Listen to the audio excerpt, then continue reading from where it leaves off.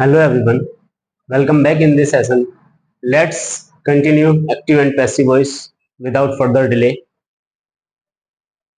Next rule हमारा कहता है जब एक्टिव वॉइस में मॉडल्स वर्ब आ जाए, यानी मॉडल्स वर्ब क्या होती हैं? Will, shall, may, might, must, would, should, ought to, can, could, ये सारी क्या हैं? मॉडल्स वर्ब हैं। और जब भी मॉडल्स वर्ब आएंगी किसी भी सेंटेंस में, अगर मॉडल्स वर्ब आएंगी और आपको पैसिव वॉइस में चेंज करना होगा, तब आपको एक ही काम करना है, बस आपको बी ऐड करना है। क्या करना है? मॉडल्स वर्ब के जस्ट आफ्टर आपको क्या करना है? बी लगाना है, और बी के बाद वर्ब की थर्ड फॉर्म। बहुत इजी है, देखिए एक ही बार में आप समझ जाएंगे। एग्जाम्पल देखते हैं, जैसे you must clean the house. तो सबसे पहले हमारा क्या रूल होता है? हमें क्या करना होता है? सबसे पहले अपना ऑब्जेक्ट फाइंड करना होता है, और ऑब्जेक्ट क्या है? The house.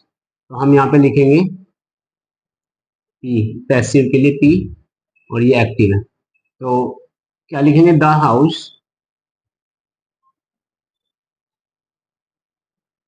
द हाउस हो गया। अब क्या करना है? मस्ट, यानी मॉडल वर्ब, जो भी मॉडल वर्ब है, ऑब्जेक्ट के बाद मॉडल वर्ब। हेल्पिंग वर्ब वाले होते हैं तो helping verb. The house must, और मस्ट के बाद लगा देना है बी। बी के बाद थर्ड फॉर्म, क्लीन की थर्ड फॉर्म क्या होती है? क्लीन्ड। बाय, बाय, और ऑब्जेक्ट हो जाएगा यू। यू का ऑब्जेक्ट यू। ठीक है, इजी है, आराम से समझ सकते हैं। नेक्स्ट क्या है? I can clean the house. फिर से पैसिव करेंगे, the house, the house. Verb क्या है? कैन। कौन सी वर्ब है? Modal verb. कैन, कैन के बाद बी लगाना है, क्लीन की third form cleaned, by, I का ऑब्जेक्ट मी। ओके, नेक्स्ट है we must finish this work. We must finish this work, तो क्या है? This work. पैसिव करेंगे, क्या लिखेंगे? This work. मॉडल वर्ब क्या है हमारा? मस्ट, और मस्ट के बाद लगाएंगे बी, और फिनिश की third form finished. Finished by, we का ऑब्जेक्ट लगा दीजिए बस। वी का ऑब्जेक्ट क्या है? Us. Okay, then next, they can pick, P I C K, pick. They can pick a number, वो एक नंबर उठा सकते हैं, चुन सकते हैं। ठीक है, तो a number, a number,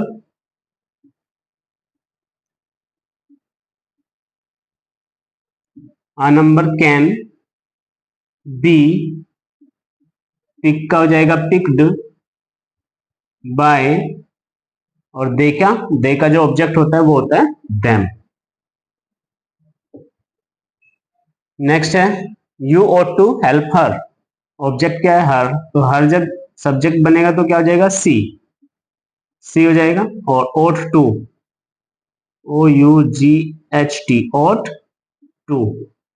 ought to के बाद क्या लगाएंगे? बी लगाएंगे, और बी के बाद थर्ड फॉर्म हेल्प की क्या होती है? हेल्प्ड होती है, और बाय करके यू लगाएंगे। तो देखा आपने कितना इजी है, बहुत आसानी से हो गया, कोई प्रॉब्लम नहीं है। अगर अगर वाक्य निगेटिव में हो तब क्या करना है? जैसे हम इसी को निगेटिव बनाते हैं, हम लिखते हैं यहाँ पे you must not clean the house. अगर ये ऐसे आ जाए तब क्या करना है? द हाउस, पैसिव बनाते समय ये एक्टिव और ये passive. The house, the house must not be cleaned, cleaned by you. ठीक है, तो क्या किया गया है? नोट को के बाद बी, यानी कि बी को नोट, बी से पहले नोट को लगाया जाएगा, चाहे किसी में भी आए। करना यही है कि जो भी मॉडल वर्ब होगी उसके बाद नोट लगाएंगे। ठीक है, तो इस तरह से हम अपने मॉडल वर्ब का एक्टिव से पैसिव में चेंज करते हैं। देखते हैं एक और नेक्स्ट रूल।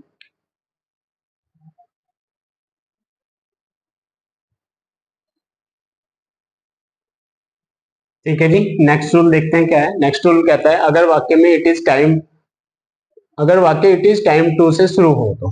बहुत इंपॉर्टेंट है, मैंने पहले लिख दिया इंपॉर्टेंट है, एग्जाम में अक्सर पूछे जाते हैं और ये कंपटीशन एग्जाम में भी आ सकता है और 10th-12th में भी ये पूछा जाता है। 12th में तो पूछा भी गया है कई बार। अगर वाक्य इट इज टाइम टू से शुरू हो तो पैसिव करते समय हमें क्या रूल अप्लाई करना है वो देखना है। ठीक है, ध्यान रखिएगा।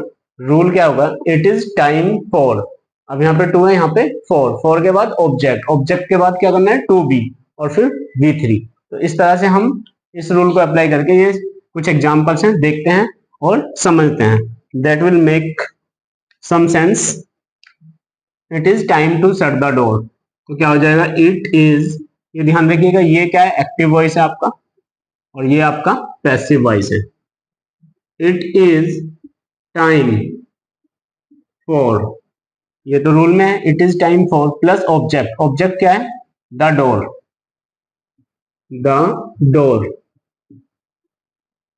अब क्या कह रहा है इसके बाद, to be, the door to B,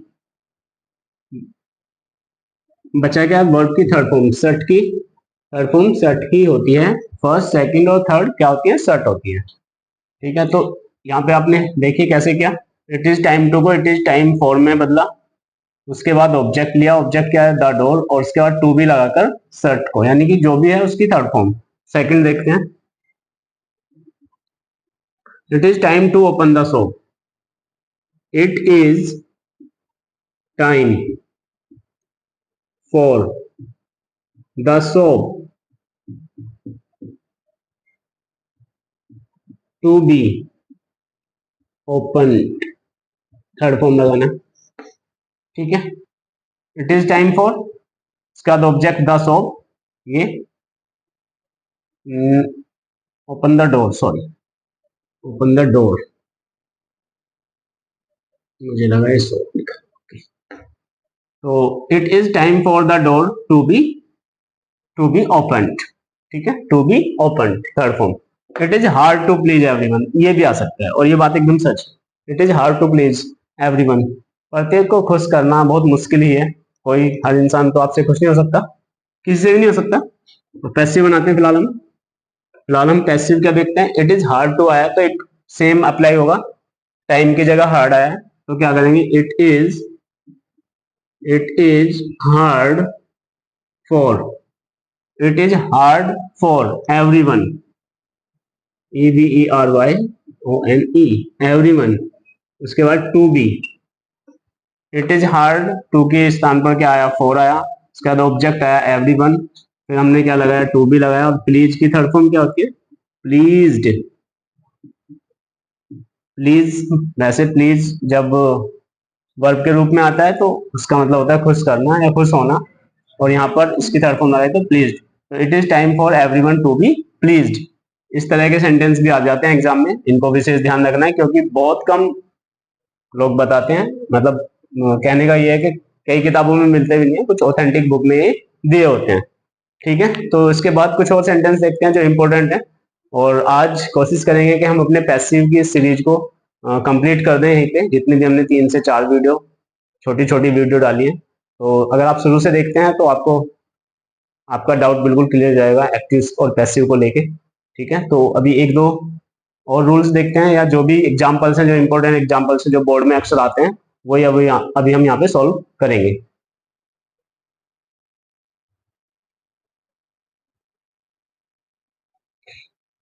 जी देखिए, नेक्स्ट रूल क्या है, नेक्स्ट रूल क्या बोलता है, जब किसी वाक्य में is are am was were has have had के बाद टू लगा हो, जब इन हेल्पिंग वर्ब के बाद अगर क्या लगा हो, टू लगा हो, तब हम कैसे एक्टिव से पैसिव वॉइस को चेंज करते हैं, या आप कह सकते हैं इन्फिनेटिव वाले वाक्यों को कैसे पैसिव में बदले। अब इन्फिनेटिव क्या होता है ये समझ लीजिए, इन्फिनेटिव होता है जैसे टू, किसी भी वर्ब की फर्स्ट फॉर्म से पहले टू लगाओ, जैसे टू राइट लिखना, टू रीड पढ़ना, टू प्ले खेलना। तो ये क्या है हमारा टू इन्फिनेटिव है, ये टू क्या है, इन्फिनेटिव, इसे कहते हैं इन्फिनेटिव। तो जब जिनमें टू आ जाए इस तरह से, तो उन वाक्यों को हम कैसे बनाएंगे ये देखते हैं। फर्स्ट सेंटेंस है, this is to write this book, sorry she is to write this book. अब क्या लिखा है, सी इज, इसका मतलब क्या है, सी इज टू राइट, उसे लिखनी है, क्या लिखनी है, एक किताब। सी इज टू राइट, ना नी ने की आवाज देता है जब टू आ जाता है, ऐसे ना नी ने, जैसे मुझे दिल्ली जाना है, जैसे कि तो मैं बोलूंगा मुझे दिल्ली जाना है, I am to go to Delhi, और ये सेंटेंस मैंने पहले करा चुका हूं, अगर आप देखना चाहते हैं तो प्रीवियस वीडियो में जाकर देख सकते हैं। We are sorry, she is to write this book, object क्या है, पैसिव बनाएंगे, ऑब्जेक्ट क्या है, this book, this book subject हो गया। अब हेल्पिंग वर्ब क्या है, इज, दिस बुक इज, उसके बाद क्या लगाएंगे, टू बी, टू, टू तो ऑलरेडी है, बी लगाना है, रूल में है। वर्ब की थर्ड फॉर्म, राइट की थर्ड फॉर्म क्या होती है, रिटिन होती है, रिटिन बाय, बाय, और ऑब्जेक्ट क्या हो जाएगा, सी जो है इधर आके ऑब्जेक्ट हो जाएगा, और इसका हर, सी का ऑब्जेक्ट क्या होता है, हर, ठीक है। We are to buy a car, we are to, हमें एक कार खरीदनी है, we are to buy a car, तो पैसिव क्या करेंगे, पैसिव में a car, a car is to be, क्यों इज क्यों आया, कार एक है इसलिए, वहां पे आर क्यों आया था, क्योंकि यहाँ पे वी है और वी प्लूरल होता है, कार सिंगुलर होता है, क्योंकि अब हमारा जो ऑब्जेक्ट है ये सब्जेक्ट बन गया है। A car is to be, by की थर्ड फॉर्म क्या होती है, बोट होती है, बॉट बाय अस, ठीक है जी। नेक्स्ट है, she has to make a tea, उसे एक चाय बनानी ही, हाँ उसे एक चाय बनानी है, ठीक है, या उसे चाय बनानी पड़ती है, तो क्या हो जाएगा, अ टी, पैसिव है, अ टी,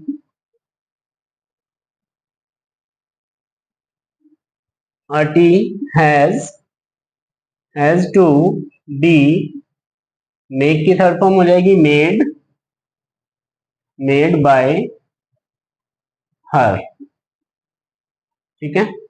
सबसे पहले ऑब्जेक्ट टी, उसके बाद हेल्पिंग वर्ब में हैज, उसके बाद टू बी आना है, टू बी आना ही है, वर्ब की थर्ड फॉर्म मेक की, मेक्ड भी होती है और मेड भी होती है, और उसके बाद बाय लगाकर सी का ऑब्जेक्ट हर, ठीक है। समझ आ रहा हो तो वीडियो को लाइक जरूर करें, ठीक है, और चैनल को सब्सक्राइब करें। I was to do this work, I was to do this work, passive क्या हो जाएगा, ऑब्जेक्ट क्या है हमारा, this work,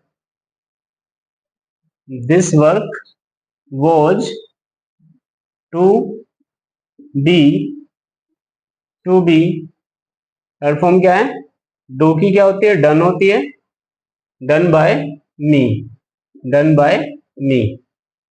I have to complete my work, तो पैसिव क्या बनेगा, ऑब्जेक्ट क्या है हमारा, my work, my work has, my work has to be, my work has to be completed by me, sorry, इस तरह से हम इसको एक्टिव से पैसिव में चेंज करते हैं। कौन से हैं ये, इन्फिनेटिव वाले, इन्फिनेटिव भी हम इसको बोल सकते हैं, इन्फिनेटिव।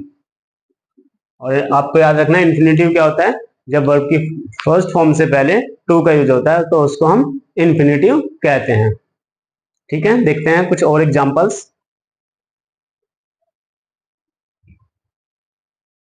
अब देखते हैं कुछ एग्जाम्स में आने वाले क्वेश्चंस जो अक्सर पूछे जाते हैं, जो थोड़े से ट्रिकी होते हैं और इम्पोर्टेंट भी हैं। तो देखते हैं, we decided to leave early, कैसे हम इनको पैसिव में बदलेंगे। क्या लिखा है, वी डिसाइडेड, हमने क्या डिसाइड किया, टू लीव अर्ली, जल्दी निकलने का, तो पैसिव में करेंगे। अब देखिए ये टू लीव अर्ली, ये तो कोई ऑब्जेक्ट नहीं है क्योंकि यहाँ पे एक तरह से टू आ गया है।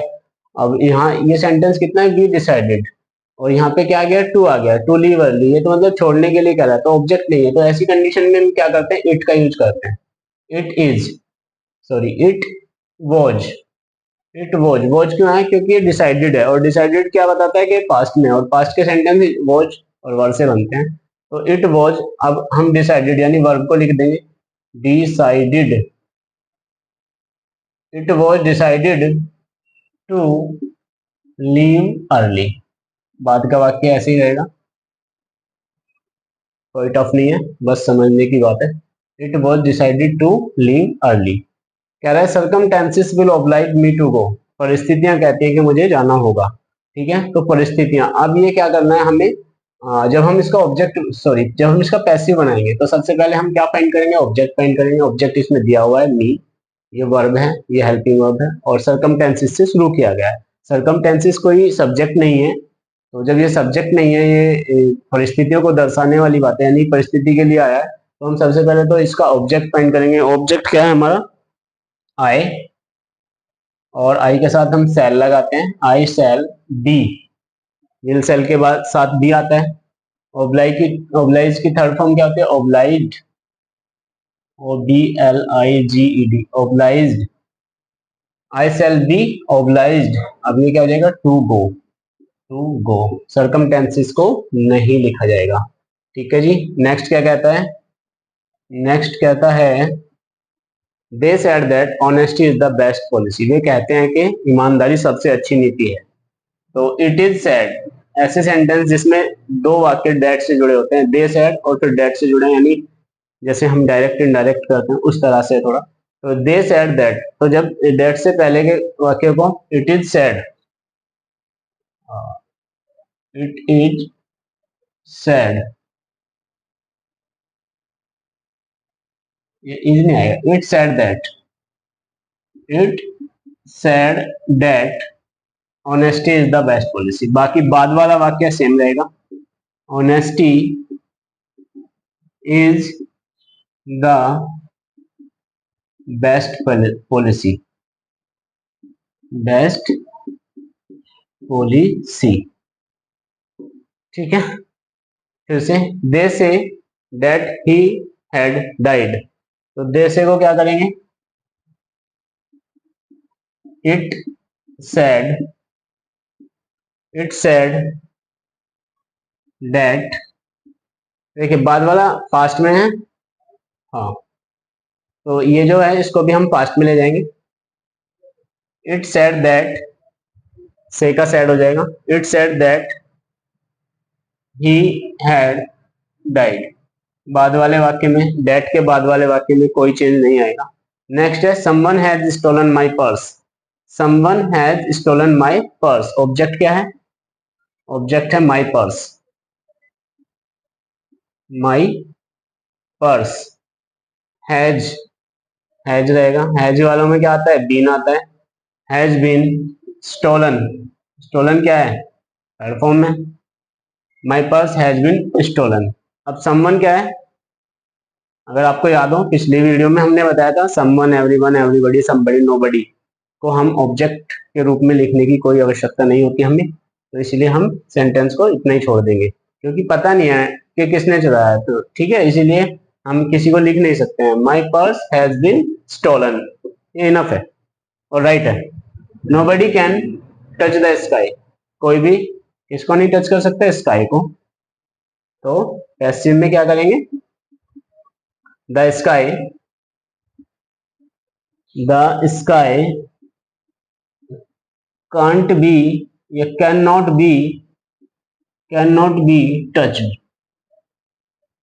ठीक है जी, the sky can not be touched, मतलब नोबडी को नहीं लिखेंगे, बाकी हमने अप्लाई किया rule, the sky can nobody है तो इसलिए कैन नॉट पे कर दिया हमने, क्योंकि वो नेगेटिव सेंटेंस है, तो कैन नॉट और कैन कुड वालों में बी आता है, उसके बाद वर्ब की थर्ड फॉर्म आती है। One should keep once promise, one should keep once promise, तो इसे कैसे करेंगे, ऑब्जेक्ट क्या है हमारा, प्रॉमिस,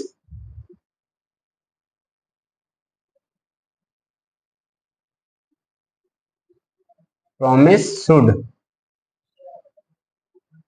शुड बी, इसके बाद बी आता है, मॉडल वर्ब है, और केप्ट,